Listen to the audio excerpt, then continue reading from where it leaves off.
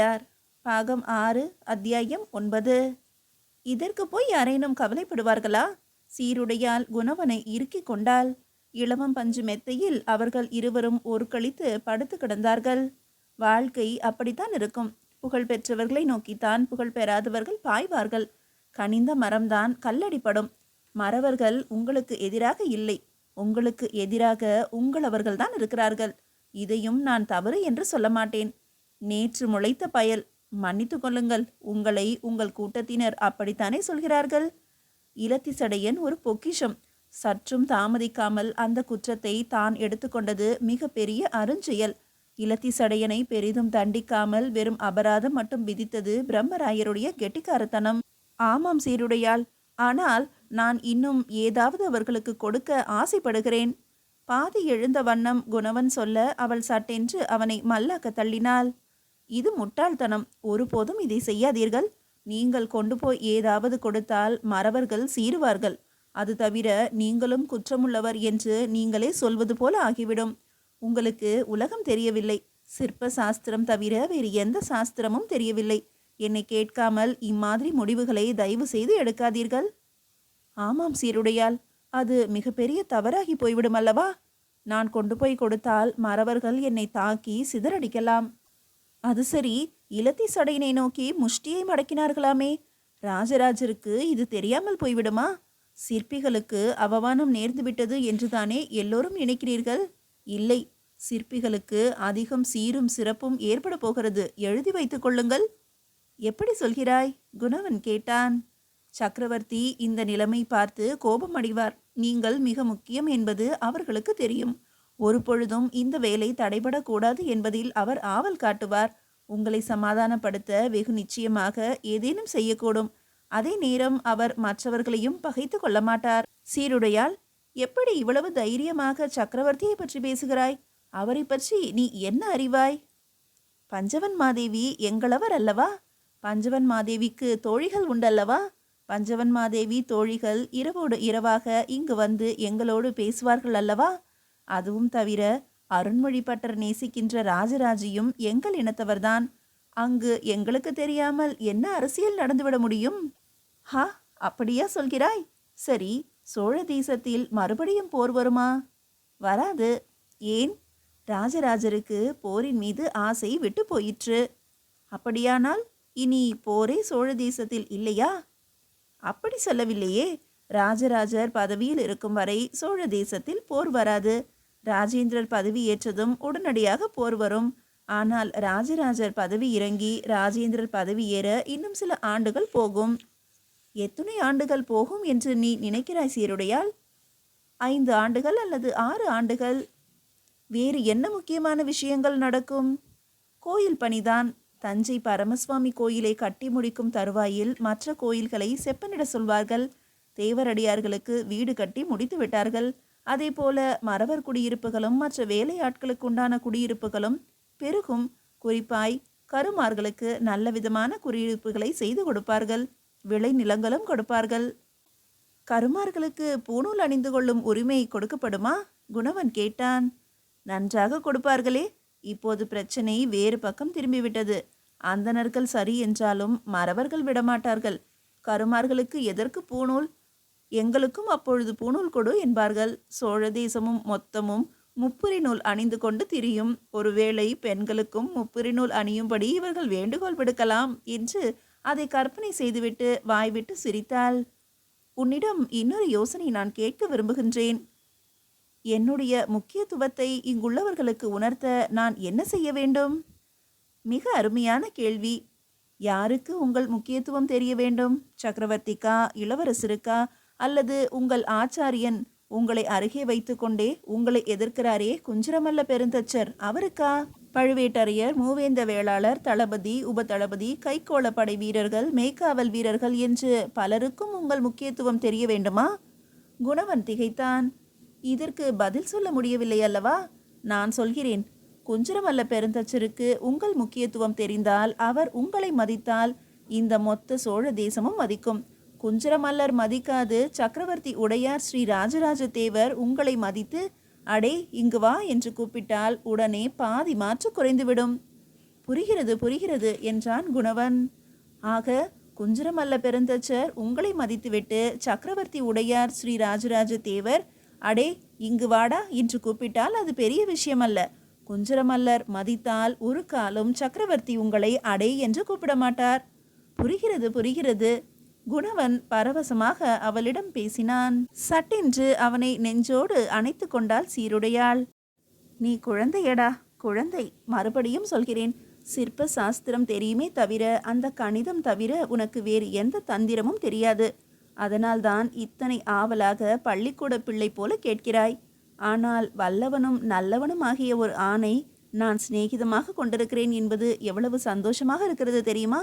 கடவுள் கருணை மிக்கவர், என் மீது பிரியமுள்ளவர், எனக்கு நல்ல புருஷனை கொடுத்திருக்கிறார்.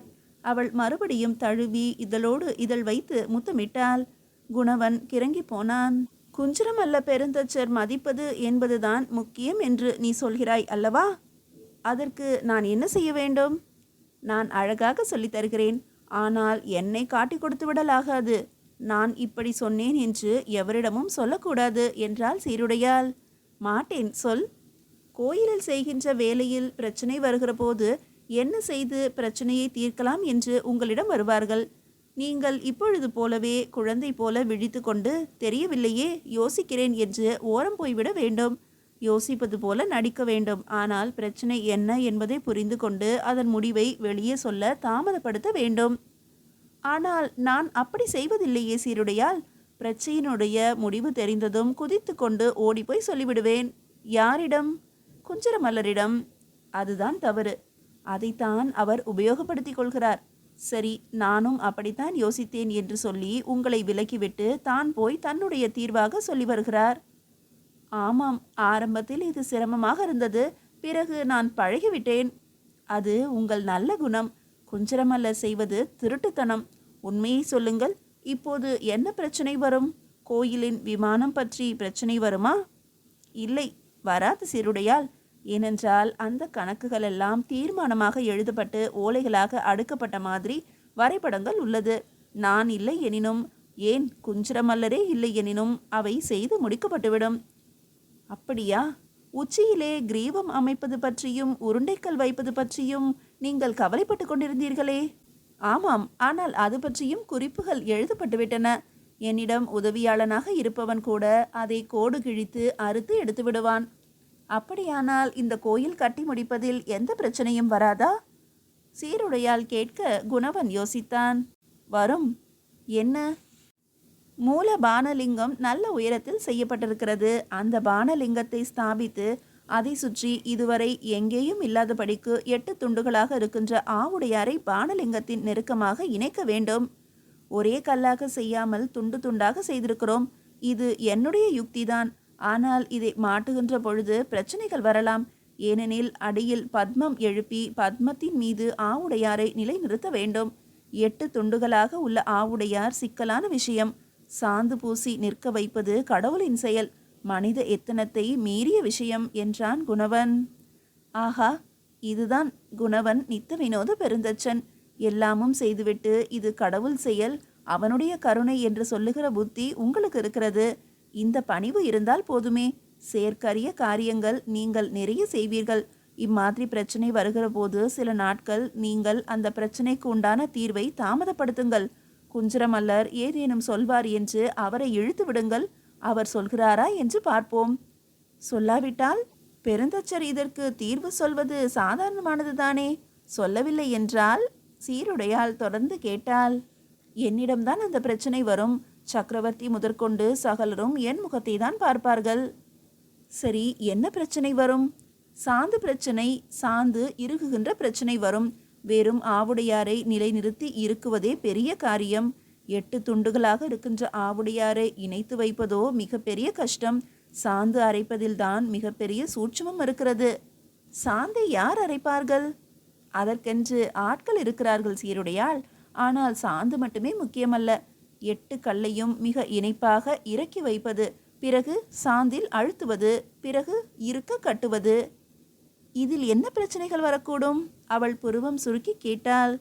பானலிங்கம் நிற்பதே கூட பிரச்சனையாகலாமோ என்ற பயம் இருக்கிறது. ஏன்? இந்த செம்மண் இறுக்கமானது. ஆனால் குழி தோண்டி பானம் இறக்கிவிட்டால் அந்த இடம் மற்ற இடத்தை காட்டிலும் தளர்வாக போய்விடுகிறது. சுற்றியுள்ள இடங்கள் இறுக்கமாகவும் பானம் இறக்கிய இடம் தளர்வாகவும் இருப்பது நல்லதல்ல. ஏகப்பட்ட மருந்து கொட்ட வேண்டியிருக்கும்.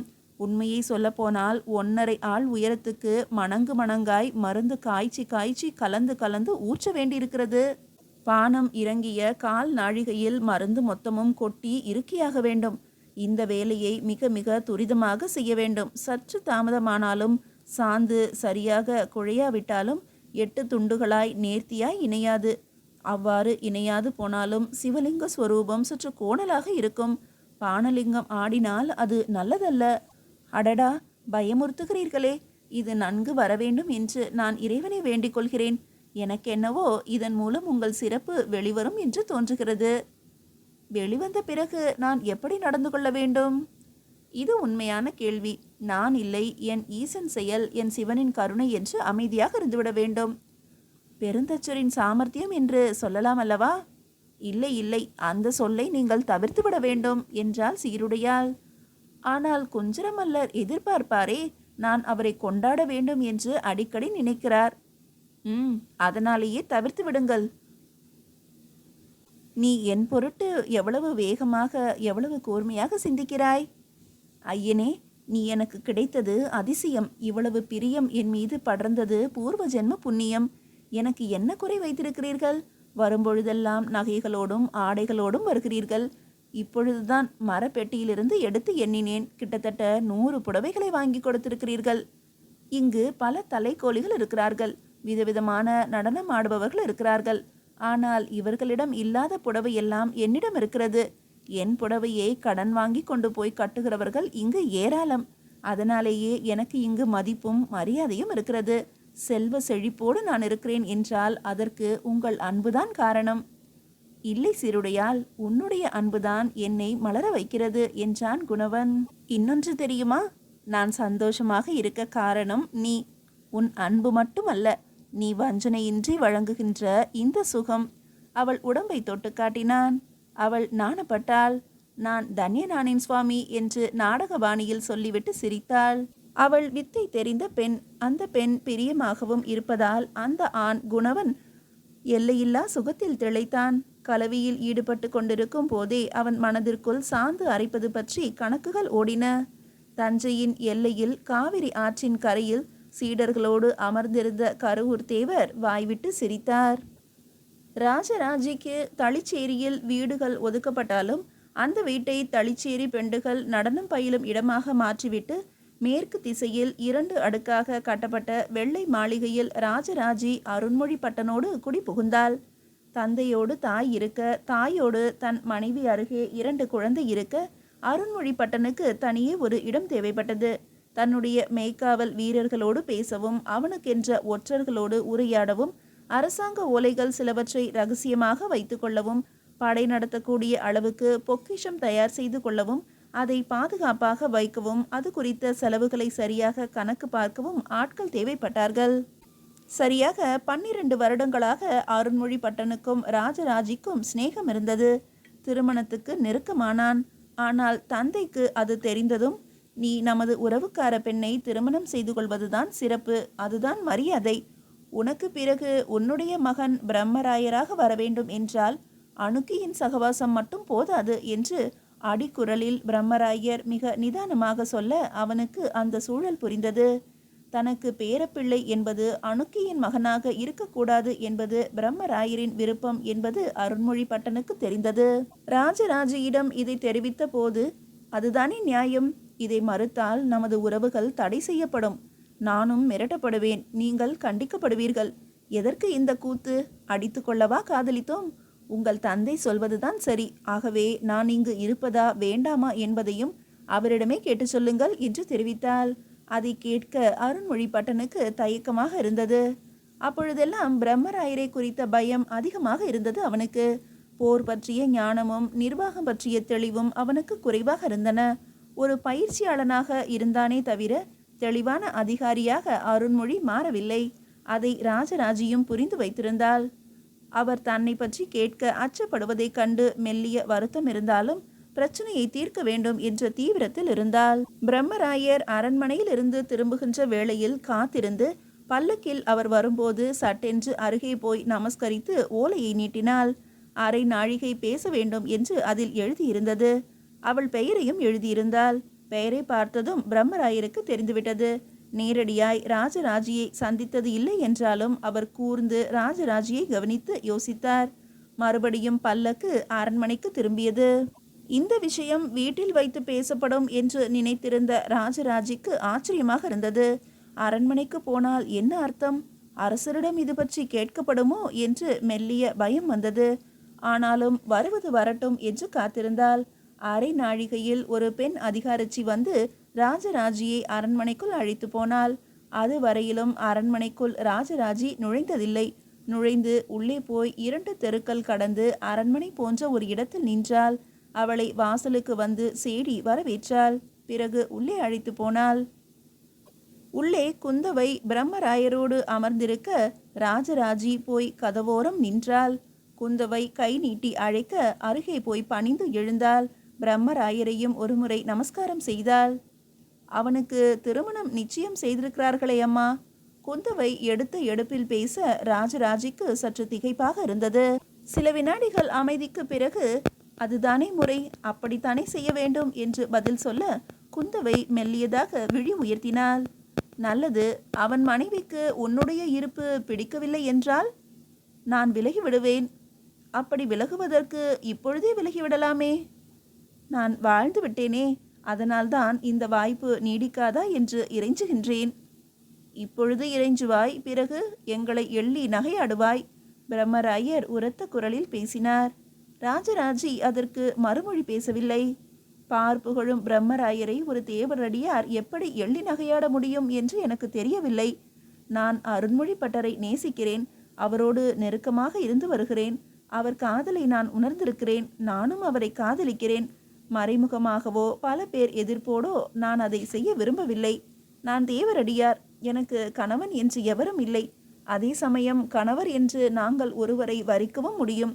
ஒருவேளை அருண்மொழி பட்டன் என்னை வேண்டாம் என்று புறந்தள்ளிவிட்டால் நான் வேறொருவருக்கு சொந்தமாவேன். ஆனால் அதில் எனக்கு விருப்பமில்லை. அருண்மொழி பட்டனை போன்ற ஒரு அற்புதமான மனிதரோடு வாழ்ந்துவிட்டு இன்னொருவரை தீண்டுவதற்கு என் மனம் ஒப்பாது. அப்படி வாழ என் சமூகம் இடம் கொடுத்தாலும் என் மனம் இடம் கொடுக்காது. அதனாலேயே பிரம்மராயரின் காலில் விழுந்து என்னை வாழ விடுங்கள் என்று சொல்வதற்காகவே ஓலை கொடுத்தேன். பிரம்மராயர் அமைதியாக இருந்தார். குந்தவையை உற்று பார்த்தார். குந்தவை அவளை விலகி போகும்படி சைகை செய்தாள். ராஜராஜி விரைவாக கூடம் விட்டு வெளியே வந்து அந்த அரண்மனையின் படிகளில் அமர்ந்து கொண்டாள். பிரம்மராயர் வெளியே வருகிறார் என்று குரல் எழுந்தது. பிரம்மராயர் அவளை கடந்து இறங்கி பல்லக்கில் ஏறினார். ஏறி பல்லக்கு கிளம்பும் போது அவளை உற்று பார்த்தார். பிறகு சாய்ந்து கொண்டார். ஒரு பதிலும் சொல்லாது போகிறாரே என்ற வருத்தம் ராஜராஜிக்கு இருந்தது. பின்னால் அதிகாரச்சி அவள் தோள் தொட்டு குந்தவை அழைப்பதாக சொல்ல விரைந்து குந்தவியிடம் போய் மறுபடியும் அவளை நமஸ்கரித்தாள் ராஜராஜி. மீதியை அடுத்த அத்தியாயத்தில் காணலாம்.